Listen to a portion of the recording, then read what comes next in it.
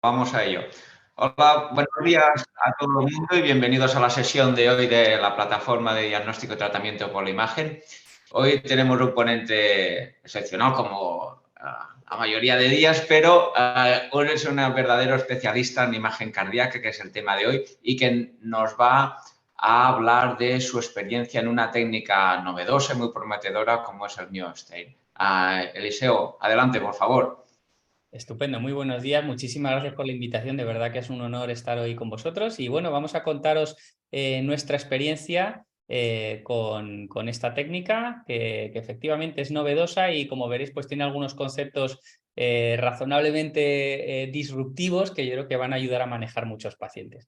La técnica se llama MyoStrain y se basa en medir el strain o la deformación miocárdica con resonancia. Estos son los conflictos de interés relacionados con esta charla.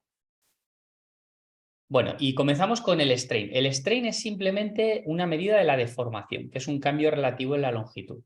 Y en el miocardio, en el ventrículo izquierdo, tenemos que hay diferentes componentes.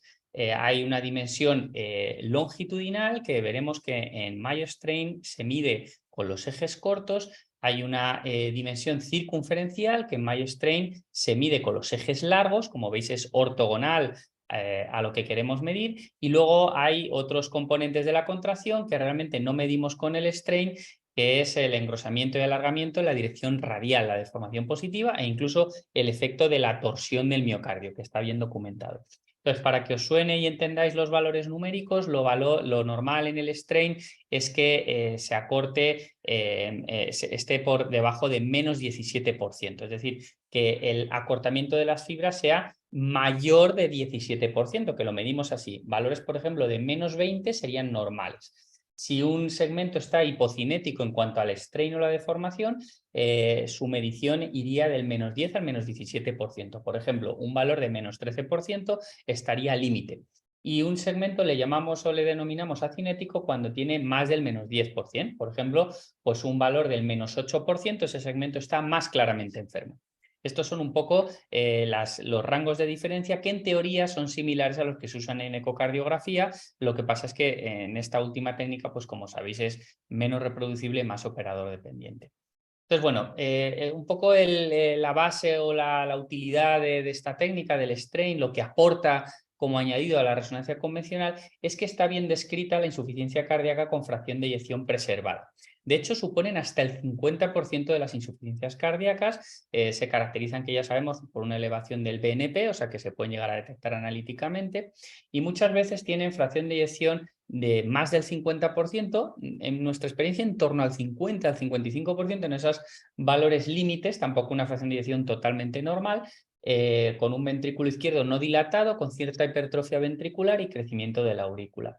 Y el problema es que la FEBI es una medida que está muy influenciada por mecanismos de compensación. Entonces, podemos llegar a medir fracciones de eyección más o menos distintas si al paciente incluso le sacamos, bebe mucha agua, le volvemos a meter o al contrario, o hace ejercicio, vuelve a entrar, pues la fracción de eyección tiene mecanismos de compensación y nos puede variar. Con lo cual es que es difícil de manejar a los pacientes en muchas ocasiones por FEBIS que pueden oscilar fácilmente entre 10 o 15%.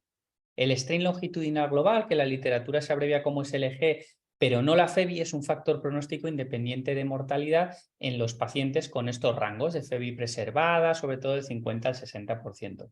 De hecho, se publica, esto es más para ecocardio, que con incrementos del 1% en el strain longitudinal global se consigue descender la mortalidad de un 5%, aunque todavía no se han conseguido buenos papers con evidencia estratificada por strain por este problema que decimos de la reproducibilidad en ecocardiografía. Entonces, bueno, un poco en resumen, si tenemos una FEBI baja, es fácil y es aceptable medir o seguir a los pacientes con FEBI. Pero si la FEBI está en el rango normal o el límite bajo de la normalidad, es mejor utilizar el strain. Este es el mejor perfil de pacientes.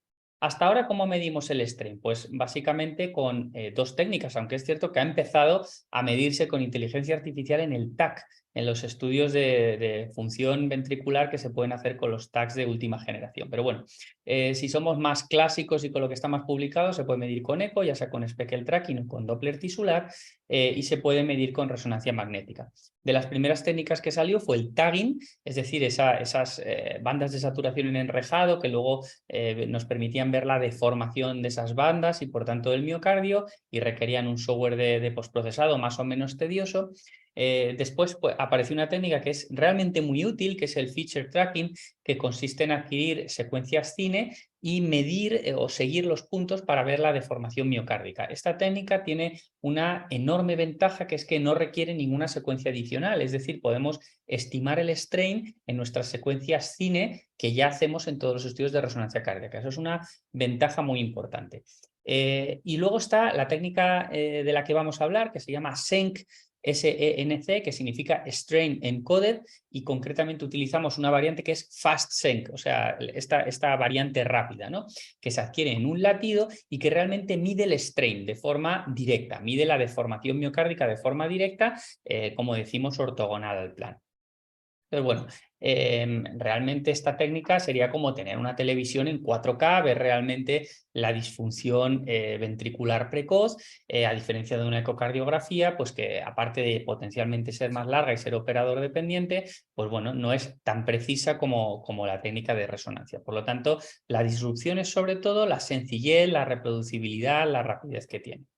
¿Y esto por qué lo hacemos? Pues porque tenemos un problema importante en resonancia cardíaca. En resonancia cardíaca, las listas de esperas en la mayor parte de los servicios nos están comiendo, es una avalancha en la que hay muchísimos pacientes y están siendo difíciles de manejar. Entonces, una de las novedades que se están llevando a cabo pues, por las diferentes casas comerciales es intentar conseguir técnicas de aceleración para adquirir secuencias más rápidas o mejorar la calidad de las secuencias que ya adquirimos.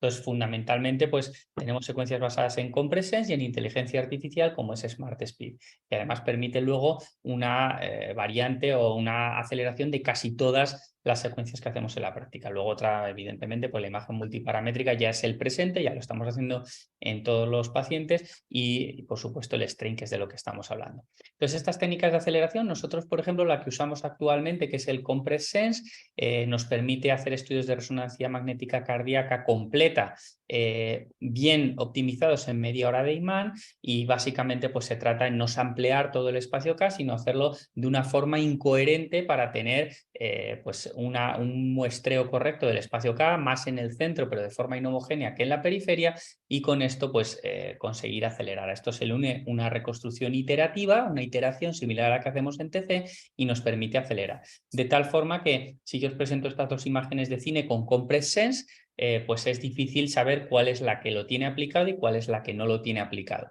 Y sin embargo, pues vemos que la de la izquierda es prácticamente la mitad de duración en apnea que la de la derecha, sin un compromiso de calidad apreciable. Y bueno, pues si eso es el presente, esto es el futuro. Esta es la técnica que ahora se va a imponer, que está basada en inteligencia artificial, es decir, aparte de todos, bueno, pues todo lo que hemos comentado del Compress Sense, del sampleo del espacio K, de la reconstrucción iterativa, pues ahora se usan modelos basados en inteligencia artificial para darle una vuelta de tuerca. Tenemos la suerte de estrenar esta tecnología el mes que viene, y bueno, pues la ventaja que tiene incluso sobre el Compress Sense es que se va a poder aplicar a muchas más secuencias que ahora en el Compress Sense, pues tipo EPI, más rápidas, pues no se pueden aplicar, y esta sin embargo la podremos aplicar, y el rango de aceleración o los niveles de aceleración que vamos a conseguir pues van a ser un escalón más.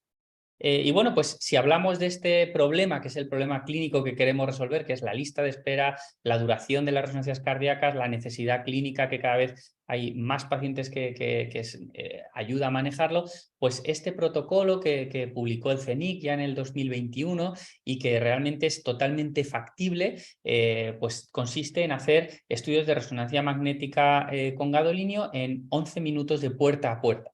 Esto se consigue inyectando gadolinio en la cabina antes de entrar, se pasa al paciente, se hace un localizador, después un cine 4D, que es una apnea larga, eso sí, de 24 segundos, y posteriormente, como ya hemos inyectado hace unos minutos, ya pasamos al look locker y al realce tardío, que normalmente se hace en una sola apnea también de 22 segundos. Si la calidad es mala, pues se repite sin ningún problema. Pero en realidad el core del estudio, aparte de los localizadores, el survey, etcétera, es dos apneas, una de cine y una de realce tardío. Con lo cual, pues estas aproximaciones ya empiezan a aflorar, que son posibles protocolos con la información central que queremos de la resonancia cardíaca en unos 10 minutos. Entonces, si ahora vamos a la propuesta de estudiar el strain en resonancia, tenemos que tener claro que hoy día para hacer esta secuencia de Mayo Strain, para abordar, como una de las posibles soluciones, para abordar esta avalancha que tenemos de pacientes que requieren resonancia cardíaca y queremos una solución más rápida, pues necesitamos tres cosas. Uno, un equipo de resonancia magnética, evidentemente, y el problema es que hoy día tiene que ser Philips u otra marca que en España no, si no estoy equivocado, no tenemos ningún equipo, que es United Imaging. Entonces, solo está disponible a día de hoy en estas dos marcas, Philips y United. Esta es la gran limitación hoy día de la técnica. Sabemos que están el resto de las marcas investigando para poder desarrollar, o más que desarrollar, porque nos consta que están en desarrollo, incluso algunas de ellas muy avanzadas, pero para poder comercializar la secuencia. Además de la máquina, y que la máquina sea capaz de hacerlo y tiene que tener una versión de software determinada, necesitamos tener la secuencia, que se llama FastSync, como hemos hablado, con lo cual esta secuencia la necesitamos en nuestra máquina, tiene que estar equipada. Y el tercer punto que necesitamos es el software para postprocesarlo. Y el software se llama propiamente MyoStrain, que lo comercializa esta empresa, que es Myocardial Solution, y es el que se utiliza para el postprocesado y que tiene normalmente un modelo de negocio de pago por uso, parecido al FFRCT, muchísimo más barato, eso sí, pero un modelo de pago por uso por cada estudio que hacemos.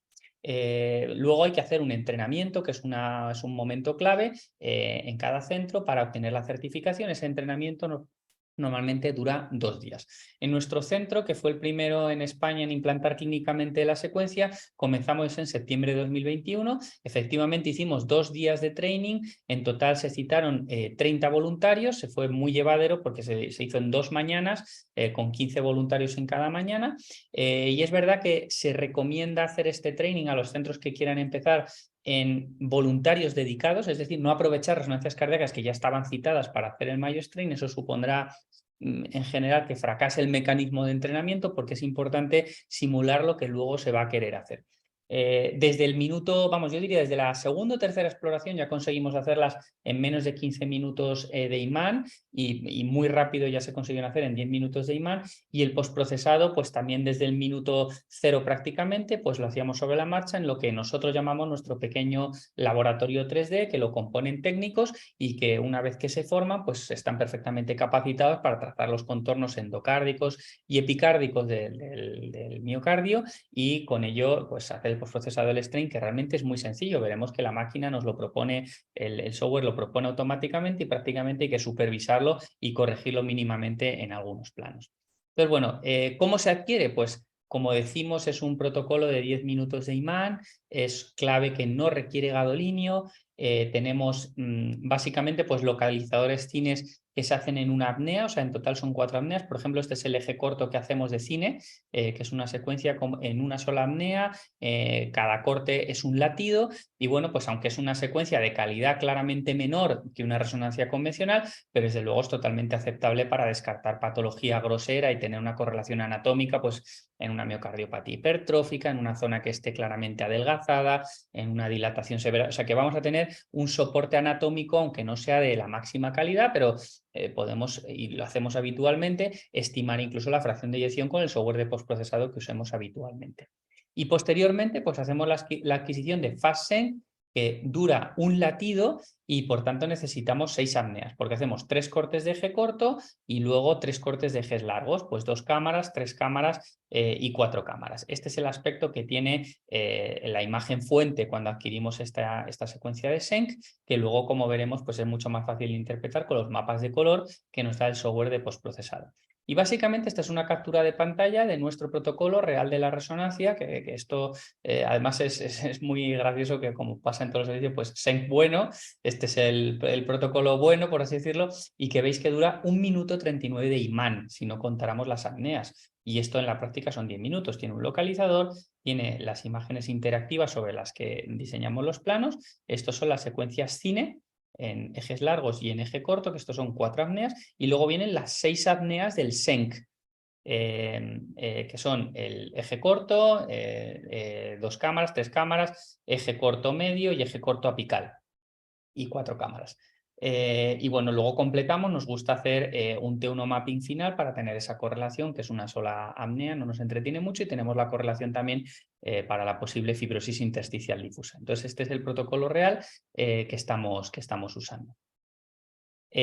¿Cómo se procesa MyoStream? Pues bueno, por cierto, este es el aspecto del cine. Una vez que ya tenemos la secuencia en nuestro software de postprocesado, pues hace una codificación en color.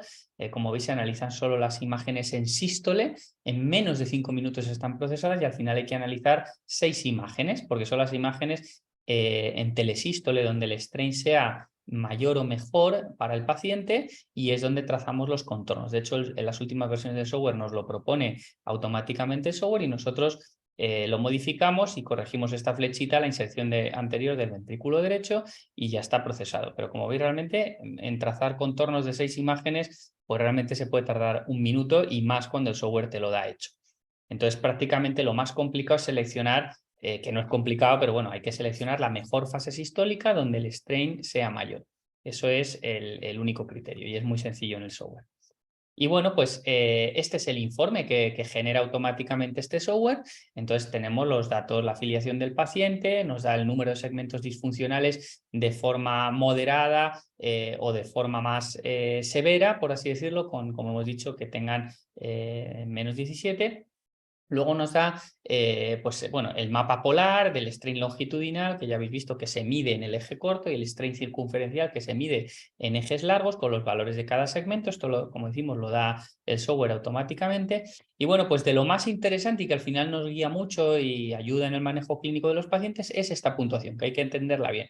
Esto es lo que llaman MyoHealth, que es una puntuación que se basa en el porcentaje de segmentos disfuncionales. Por tanto, si aunque tengamos muchos o tengamos una disfunción sutil, pero si es una disfunción de muchos segmentos, pues nos va a bajar este porcentaje de MyoHealth.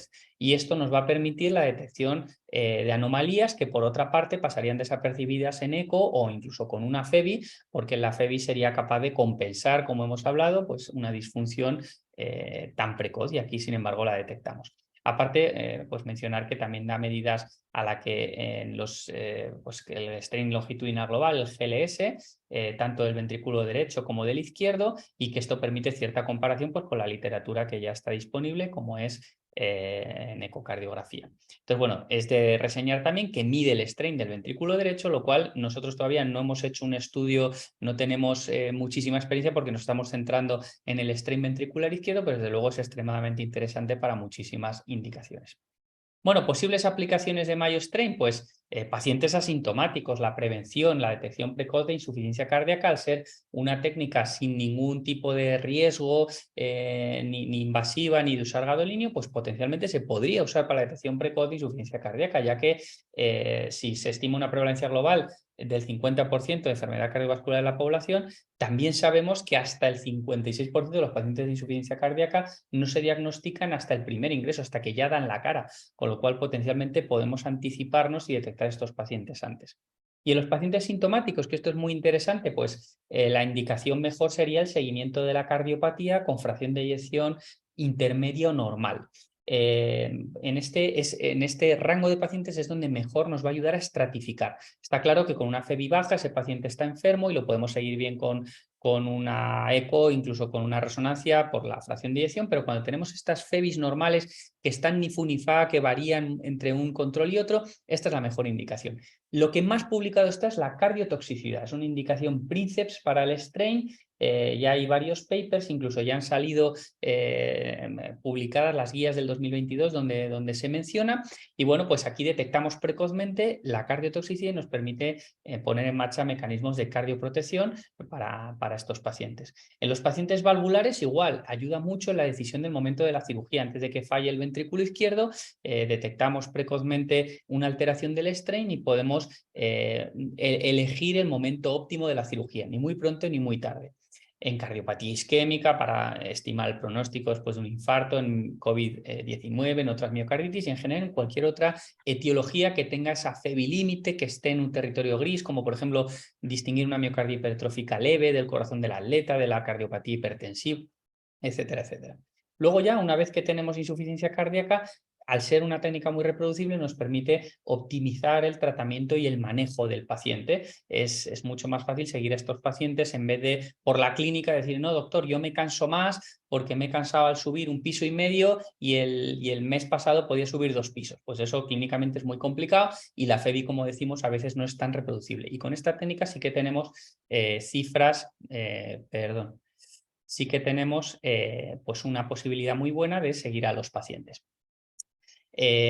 Asimismo, ya veremos que también el dolor torácico y la isquemia miocárdica es una indicación súper interesante porque podemos hacer estudios de isquemia usando, en vez de fármacos como regadenoson o adenosina, la hiperventilación, como ahora os voy a enseñar. Entonces, bueno, este es uno de los papers que salió en el 2021 en el que, bueno, pues se explica un poco esta ventaja de seguir a los pacientes en lugar de con la fracción de eyección, que sería la línea roja que detecta la disfunción ventricular en fase muy tardía, pues seguirla con la línea azul, que sería el Mayo Health. Entonces, estamos detectándola antes, vemos que la caída es más progresiva y nos abre esta ventana azul terapéutica donde podemos darle un tratamiento precoz al paciente y mejorar su pronóstico en el momento de la enfermedad subclínica. Y de hecho vemos que estratificando los pacientes con este Mayo Health, pues que tienen mayor probabilidad de sobrevivir más tiempo. El strain al final es una ayuda, una herramienta para la detección de la disfunción subclínica antes de que aparezcan los síntomas. Este es el ensayo de cardio-oncología, de cardiotoxicidad que os comentaba, donde se detecta la cardiotoxicidad subclínica cuando la fracción de eyección todavía es prácticamente normal, donde no le hubiéramos dado importancia a una caída del 4% de la FEBI, ya tenemos una caída respecto a la línea de base del Mayo Health importante y bueno, pues esto nos permite poner en marcha mecanismos de cardioprotección y volver a mejorar pues este nivel de Mayo Health. Estos son las guías de cardiooncología que se publicaron el año pasado, hacia septiembre, y que ya indican que el strain es una herramienta muy útil para seguir a estos pacientes y que, bueno, pues cuando el ecocardiograma no esté disponible, la calidad tenga mala ventana, desde luego es una excelente opción esta secuencia de FastSync para manejar a los pacientes.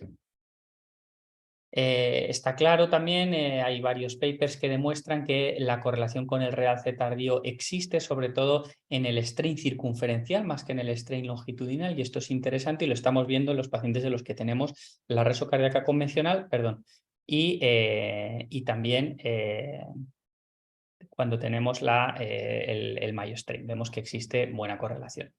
Vemos también que se menciona en las guías de valvulopatías del 2021, vemos que el strain es, como decimos, una de las herramientas que ya apuntan como ayuda en el seguimiento de estos pacientes. Este es otro de los escenarios que os mencionaba de pacientes en esa zona gris que están entre una patología y otra, del corazón hipertensivo, de la miocardiopatía hipertrófica, del corazón del atleta, y esto nos permite este rango de grises, esta gama de grises, intentar clasificarlas mejor en cuanto al pronóstico y al manejo. Y esto es lo que os comentaba de hacer estudios de estrés. Es muy curioso el mecanismo porque, bueno, pues con una apnea normal tenemos un tono coronario normal. Cuando hacemos una hiperventilación forzada, que normalmente son 30 segundos, 40 segundos, conseguimos una vasoconstricción de las arterias y posteriormente en la apnea hacen una vasodilatación refleja. Esto normalmente en una secuencia de perfusión o de cine las diferencias son tan sutiles que son difíciles de apreciar, pero con las secuencias de strain sí que somos capaces de ver que aparecen zonas potencialmente de isquemia que antes no se detectaban, y efectivamente pues tenemos algunos pacientes que hemos conseguido demostrar esta isquemia. Por supuesto también se podría hacer esta comparación entre reposo y estrés utilizando fármacos como adenosina o regade no son, pero lo interesante realmente es utilizar esta hiperventilación y posterior apnea porque no es invasiva y es a riesgo cero también. De hecho, bueno, pues ya se publican también algunos artículos que es factible manejar a los pacientes con dolor torácico agudo con esta técnica. Nosotros de momento no hemos entrado en este campo, pero desde luego potencialmente es muy interesante. Y bueno, ya para terminar os voy a poner unos pocos casos clínicos que ilustran pues, ejemplos de lo que hemos estado hablando. Este sería el típico paciente con una FEBI límite del 51%, que básicamente tiene una resonancia magnética cardíaca convencional normal, en controles previos, siempre eso sí está en torno a una FEBI limítrofe del 50%, un T1 mapping en 3 teslas normal de 1206 y un realce tardío estrictamente normal también en los diferentes estudios que ha tenido. Este paciente fue uno de los primeros que hicimos con Mayo Strain y bueno, pues es muy llamativo que en el estudio de Mayo Strain tiene una disfunción bastante extensa, como veis más pues, prácticamente de todo el ventrículo izquierdo, algo más en segmentos anteroseptales basales, pero con un Mayo Health del 35%. El rango normal que estamos considerando en Mayo Health es 70%. Es verdad que incluso lo que está más publicado es que por encima del 80% sería estrictamente normal. Nuestro rango que estamos usando es 70%. Este paciente es claramente muy patológico. Tiene una disfunción ventricular, probablemente sea de causa hipertensiva, que era el único factor de riesgo que se encontró clínicamente que podía justificarlo, y esto ayuda a optimizarlo porque el eco era prácticamente normal, la resonancia cardíaca completa era prácticamente normal y sin embargo tenemos un Mayo Strain claramente alterado. Este es otro paciente de unos 54 años con dudosa hipertrofia septal y también pues, posibles dudas de miocardiopatía hipertrófica. Vemos que tiene un T1 mapping alterado de 1261, una función ventricular normal y bueno, pues una imagen de posible rodete septal sin que llame mucho la atención, sin realce tardío. Entonces, bueno, este paciente cuando le hacemos el Mayo Strain vemos que tiene un Mayo Health de 60%, con lo cual está un poquito disminuido, pero desde luego no es un paciente que digamos que vaya a tener una miocardiopatía hipertrófica clara, no hay ningún segmento focalmente que nos haga pensar que no deforma lo suficiente para tener una miocardiopatía hipertrófica. Por lo tanto, este paciente muy probablemente se trata de un septo sigmoide, un rodete septal y se puede optimizar su tratamiento para mejorar esos datos de Mayo Health, pero desde luego no es tan claramente patológico.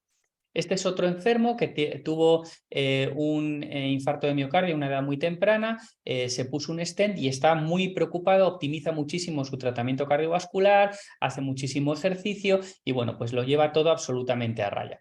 Tiene un T1 mapping nativo un poquito elevado de 1253 en 3 teslas, en el infarto evidentemente mucho más elevado. El infarto era inferior, como veis, tanto en el eje corto de realce como en el 2 cámaras y una fracción de eyección normal.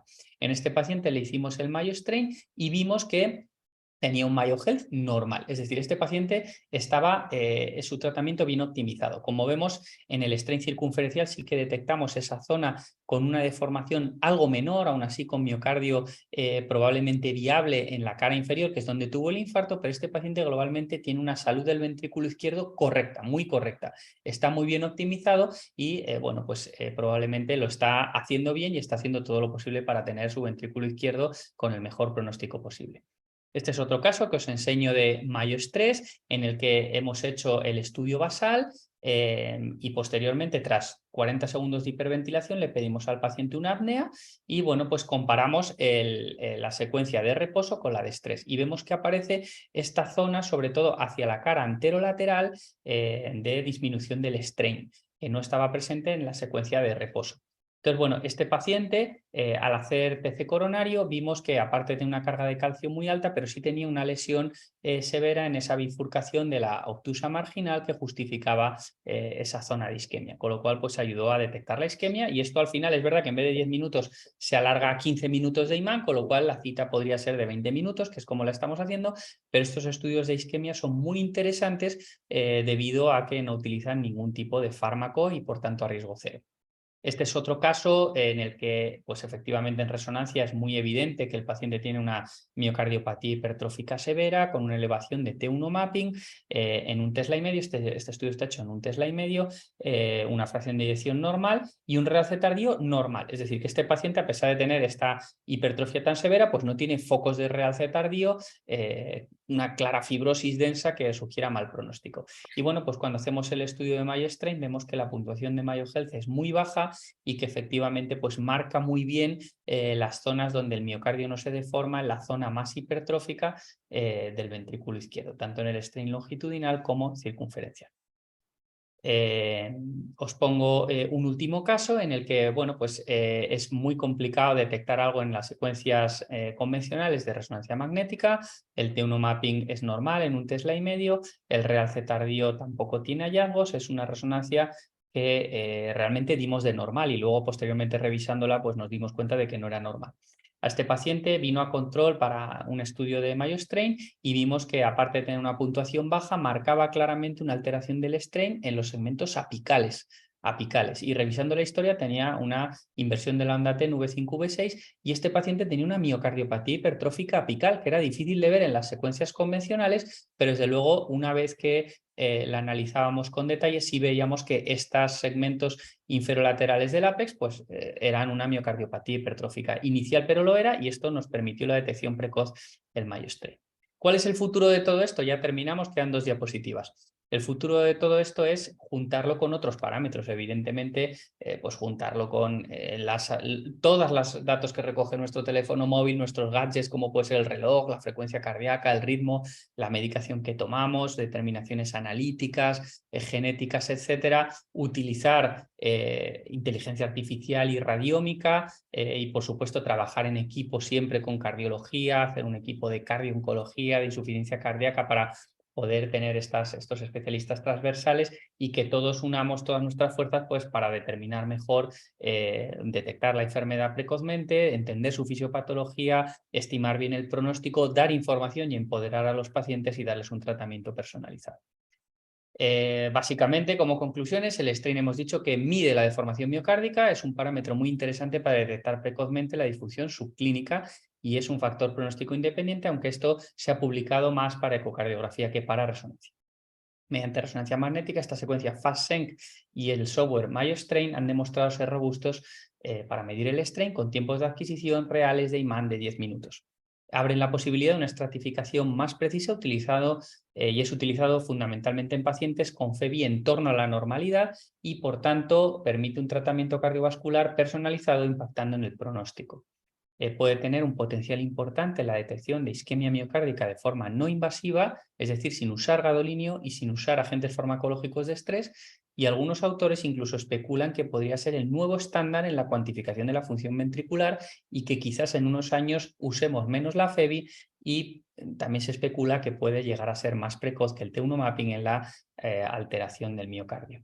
Se está generando todos estos meses mucha evidencia científica, aunque se requiere la inclusión detallada para su manejo en protocolos de los protocolos de strain con RM en las guías clínicas. Ya se ha empezado en la guía de cardiooncología en 2022, pero todavía necesitamos conocer bien el papel de esta técnica y que se incluya en las guías para facilitarnos a todos la vida.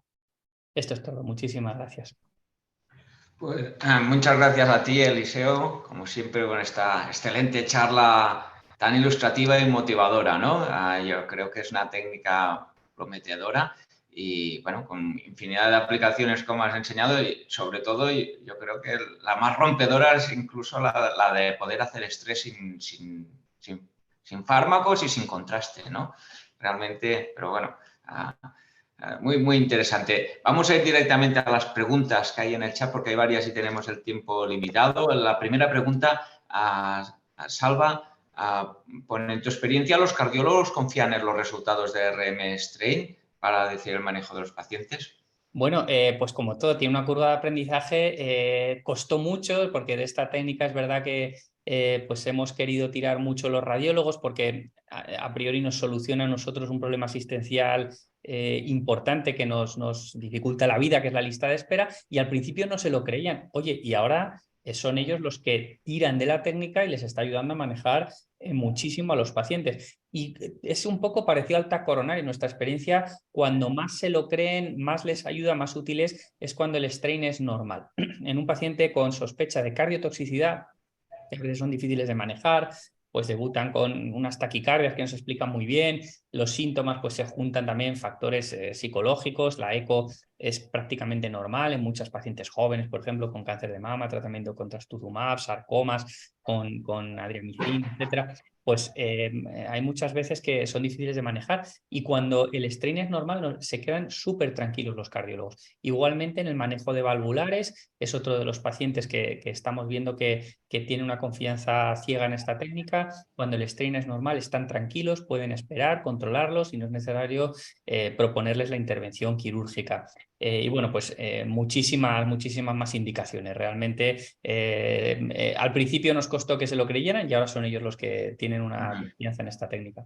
Muy bien. Las dos siguientes preguntas yo creo que las has contestado, pero si quieres ampliarlo un poco sobre el hecho de utilizar el informe estructurado, que ya has enseñado perfectamente el informe que se genera, y sobre la utilidad de las herramientas de inteligencia artificial en el postprocesado.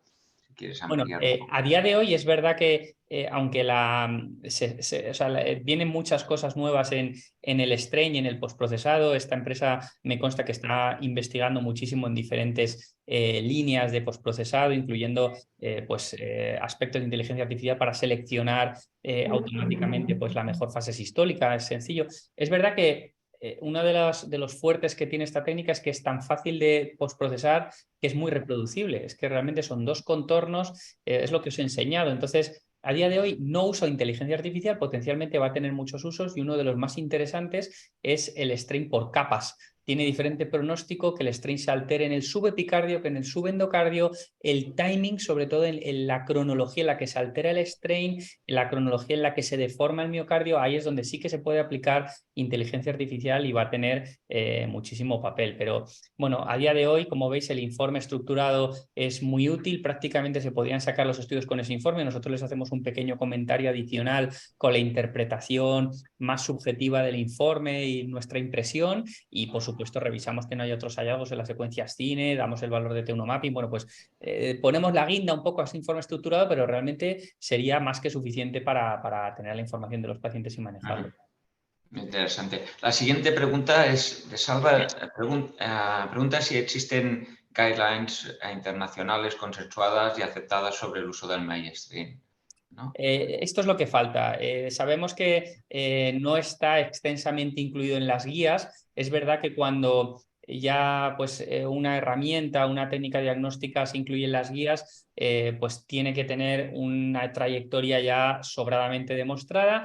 Es verdad que FASEN, que es una secuencia que ya lleva muchos años en el mercado, pero el despegue, el desarrollo sobre todo de este postprocesado y del uso clínico, pues es de los últimos pocos años, sobre todo, aunque ya lleva, como decimos, tiempo.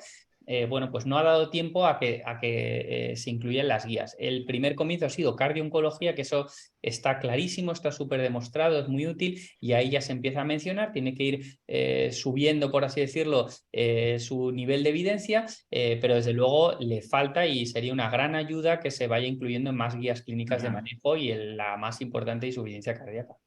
Seguro que irán apareciendo, ¿no? No sé si una limitación, crees tú, es el hecho de que diferentes marcas, diferentes maneras de medir, el hecho de que esta técnica utilice el Mayo Health en lugar del GLS, ¿puede ser una limitación a esto? ¿Y por qué se utiliza este parámetro en lugar del GLS en este caso? Fíjate, yo creo que no, que una vez que la medida de la deformación está bien diseñada la secuencia y es reproducible, precisamente el Mayo Health yo creo que está bien pensado. Es decir, oye, aunque tengas una salud del ventrículo izquierdo, un strain que compense porque fallan algunos segmentos, pero si tienes muchos que fallan un poquito. Claro, es una FEBI, no te lo iba a detectar y el Mayo Health está pensado para ese porcentaje de segmentos que funcionen realmente bien. Entonces, Aunque si tienes muchos que fallan poquito, te va a dar un MyoHealth bajo, te va a permitir una detección precoz. Está claro que si tienes un segmento que funciona muy mal, por ejemplo, una miocardiopatía hipertrófica muy focal, si solamente te fallan 2 segmentos, bueno, el MyoHealth puede que te dé bien globalmente, pero tú lo vas a detectar muy claramente en los mapas polares. Entonces, la mezcla de ese informe estructurado tan visual en el que tienes, por un lado, la información segmentaria y por otro, la información global, que es el MyoHealth, yo creo que es un parámetro precisamente muy bueno y muy reproducible porque, bueno, al final si mides el strain correctamente, los rangos están también súper publicados del -10 y el -17 y realmente este MyoHealth es una idea buena de medir la función. Ok. Hay las 2 siguientes preguntas sobre 2 escenarios en concreto, ¿no? Uno sería el de miocardiopatía del deportista y el otro en pacientes pediátricos. También Antonio Luna, más abajo, pregunta, ¿no?, sobre el potencial del MyoStrain en el cribado de los pacientes, de los atletas. Si nos puedes comentar algo de esto, Eliseo. Sí, bueno, pues evidentemente el MyoHealth y el MyoStrain nos van a ayudar a separar pues esos atletas con un corazón del deporte que esté en rangos, es una variante de la normalidad, por así decirlo, de bueno, pues otros miocardios que ya tienen un rango más patológico, como decimos, que se puedan acercar a miocardiopatía hipertrófica, hipertensiva, etcétera. Entonces, siempre nos va a ayudar a separar esa gama de grises en los que esté al límite y además nos permite seguirlo, que es lo más importante, porque muchas veces a lo mejor pues es como tenemos ahora con ecocardio, con resonancia magnética convencional, no vas a poder encasillar con no te va a medir el MyoStrain, no te va a dar una etiqueta de, oye, esto es un corazón del deporte, pero te va a dar un número que es muy reproducible, una valoración del strain segmentario que es muy reproducible, muy consistente, y eso te va a permitir hacer un seguimiento evolutivo del paciente, es decir, oye, si tengo dudas, este sigue estando en una zona gris, voy a poner una medida, voy a manejar al paciente de esta forma, ya sea dándole un fármaco, reduciendo o modificando, modulando su actividad deportiva y luego vamos a hacer un control para ver cómo evoluciona. Y sabemos que ese control sí que va a ser algo que nos vamos a creer, sí que va a ser algo reproducible, a diferencia de una eco que puede tener una variabilidad interobservador e incluso de la propia FEBI, pues según diferentes parámetros del paciente de cómo esté ese día. Entonces, desde luego, tiene un papel muy importante en el seguimiento de este perfil de pacientes y a lo mejor de modular su actividad, como decimos. ¿Y en pacientes pediátricos tenéis alguna experiencia o crees que No, tiene la alguna verdad es utilidad? que en pacientes pediátricos la población que hacemos incluye muy poca pediatría y es un aspecto en el que no tenemos experiencia. Al- Otra pregunta de Salva es si se puede hacer en 1.5 y 3 terras, y otra pregunta más abierta es si dejaremos de cuantificar la FEBI. Yo creo que no, pero bueno, no sé qué opinas tú.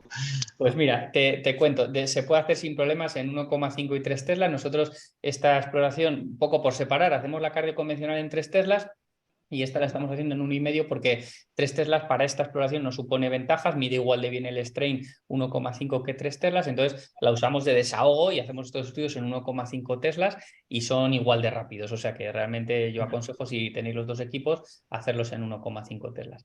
¿Dejaremos de medir la FEBI? Pues no te digo yo que en algún perfil de pacientes no dejemos de medirla. De hecho, ahora en los informes de MyoStrain no nos molestamos en medir la FEBI si es visualmente normal, porque ya no aporta nada. Entonces decimos FEBI visualmente normal y ni siquiera la medimos porque como sabemos que es un parámetro menos reproducible, ya que hacemos el estudio para medir el strain, realmente el informe que damos, la información que damos más fiable, más medible es el strain. Oye, que en el futuro retrospectivamente queremos medir la FEBI, se coge ese estudio y se mide, pero realmente ahora en estos estudios no nos estamos molestando en medir la FEBI en todos los pacientes. Si hay alguno que se nos solicita o que es interesante por comparación con un previo o porque nos lo pide el clínico por el motivo que sea, sin problema se mide y normalmente lo medimos sobre estas secuencias rápidas de cine que os he enseñado, con resultados también yo creo que muy razonables y muy reproducibles, pero normalmente no lo medimos, con lo cual quizás en el futuro, si se hace esta técnica, pues desde luego no tenga mucho sentido medir la fracción de eyección. Muy bien. Luis Domínguez pregunta si los técnicos que realizan el postprocesado son los mismos técnicos de radiología y cuántos estudios de MyoStrain se puede procesar en una jornada laboral de un técnico de Bueno, sí, o sea, realmente nosotros nos organizamos nuestro pequeño laboratorio 3D con 3 técnicos que están a tiempo completo procesando. Son los técnicos de nuestro servicio de radiología.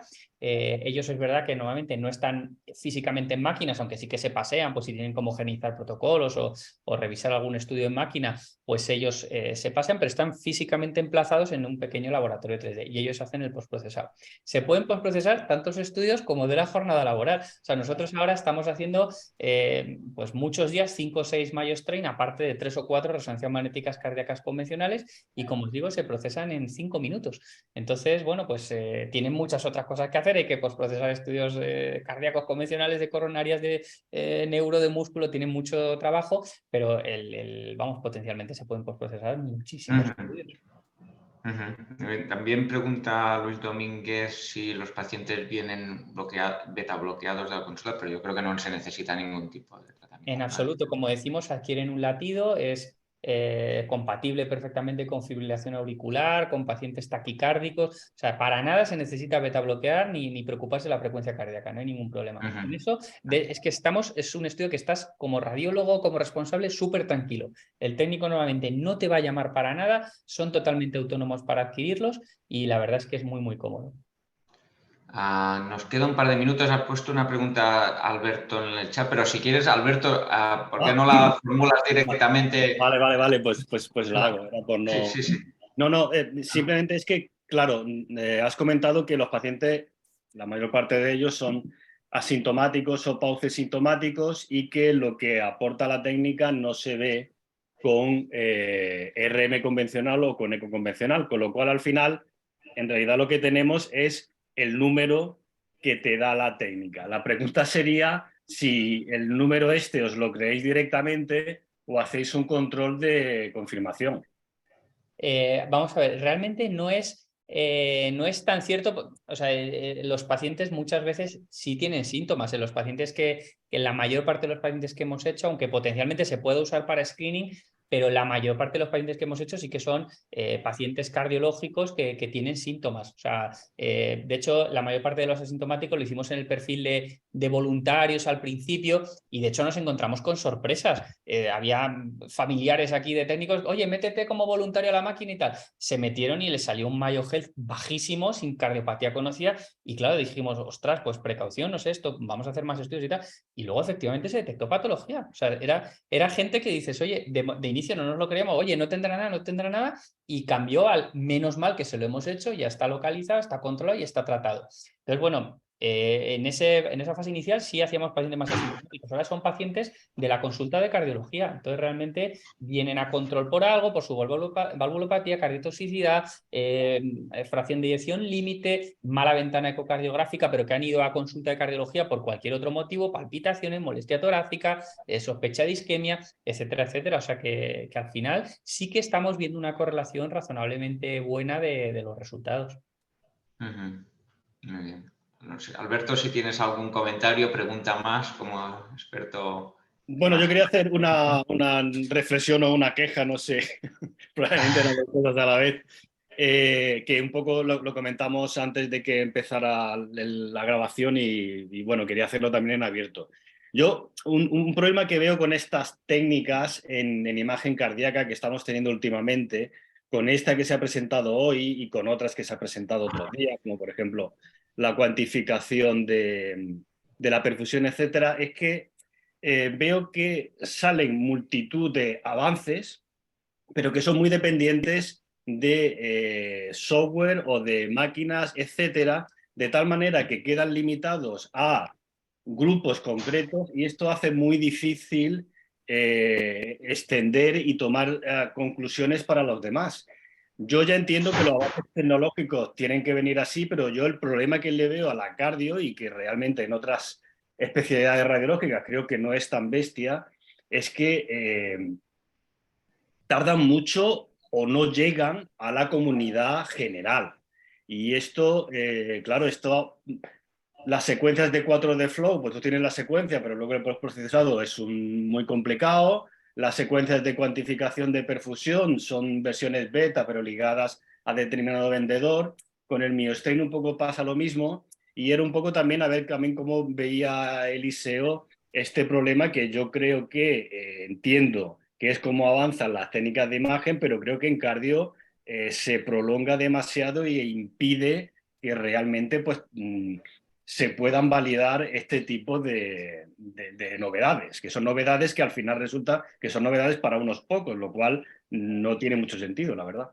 Vamos, Alberto, totalmente de acuerdo con lo que dices. De hecho, un poco como conclusión de la charla, es actualmente la gran limitación de la técnica y es injusto que una técnica que potencialmente puede ser tan útil y tan disruptiva, pues no se pueda democratizar, no se pueda aplicar en todos los servicios de diagnóstico y no fuera más sencilla. Esa es efectivamente la gran limitación. Tú lo has apuntado muy bien, pues un poco las novedades y los avances tecnológicos siempre tienen que llegar así, y luego es una cuestión también de estrategia de las compañías. Pues las compañías que no tienen esta secuencia pues han priorizado otras cosas, han querido avanzar en otros aspectos, y esto lo ponen también a su lista de espera, a su cola, y no lo han priorizado. Entonces, bueno, pues se juntan todos estos factores para que al final pues tengamos esa limitación de o tienes esta marca y además te compra la secuencia, lo cual es, como decimos, bastante injusto. Es que de hecho es una limitación muy importante, pues casi un eclipse. Es que tienes que tener la máquina, el software reciente, la secuencia comprada, y además cada estudio pues tienes que procesarlo con este software. Entonces es complicado, sin duda es la limitación, y me consta que la empresa que comercializa esta técnica está trabajando muy duro para que esto se pueda universalizar, pero bueno, pues como decimos, tiene esta importante limitación. Ojalá se resuelva, porque yo creo que facilitaría también la inclusión en guías, el uso clínico, que se lo crea más cardiólogos, se use más y se beneficien más pacientes. Siempre hay un conflicto ahí entre los intereses comerciales y el interés más científico o práctico clínico, ¿no? Pero bueno, si no hay un interés comercial, es difícil desarrollar estas técnicas. Ahí está este equilibrio difícil. Vamos ya muy justos de tiempo. Ha sido un placer para mí moderar la sesión esta. Eliseo, realmente enhorabuena.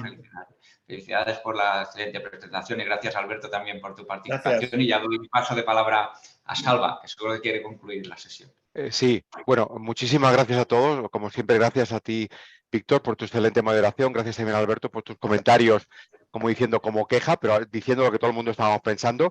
Y Eliseo, como siempre, eres un gran profesor, convences y con entusiasmo, o sea, que da gusto escucharte. Y de verdad que todo el mundo en el café hoy estará hablando de lo que ha dicho Eliseo. Mira lo que ha dicho Eliseo. Entonces yo haría un resumen de los 3 puntos que hemos dicho. Hemos dicho, señores, esta técnica es súper rápida, 10 minutos, todo el mundo se ha escandalizado, no contraste, no agentes para estrés, vamos, informe estructurado que tú pones la guinda, todo parece maravilloso, pero te hace tener una máquina concreta, la versión de upgrade concreto, un software que hace comprar concreto y los técnicos, como has dicho, un laboratorio de 3D con 3 técnicos trabajando. O sea que necesitas unos requisitos. Pero después has dicho, hombre, es que esto, al medir la deformación miocárdica, pues nos ayuda mucho a estratificar de una manera más precisa la enfermedad cardíaca del paciente y sobre todo has dicho, sobre todo es útil cuando es normal. Cuando es normal ayuda muchísimo. Y has dicho, hombre, la cardiotoxicidad, si no tienes esto, vamos, retírate, ¿no?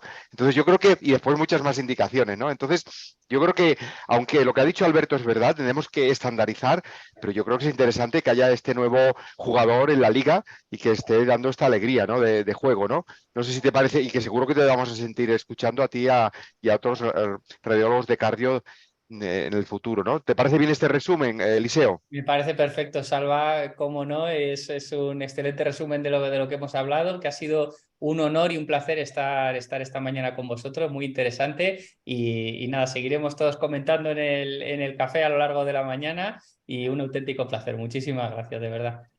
Perfecto. Bueno, Víctor, yo creo que en la lista del curso que tú haces de imagen cardíaca, lo que ha dicho Alberto, tienes que meter el 4 de flujo, la cuantificación de perfusión, que ya la has metido, pero volver a sacarlo, y el miostren. O sea, que en la siguiente edición, por favor, no te olvides de meter todo esto, ¿eh? Es importantísimo. Y nada, gracias a todos. Recordad que mañana tenemos a la doctora Marta Mazuque, que nos va a hablar de dolor pélvico agudo de origen axial. Como siempre, una sesión muy interesante. Estáis todos invitados. Gracias a todos. Que tengáis un buen día. Deu, Alberto, deu, Víctor, deu, Eliseo. Un abrazo.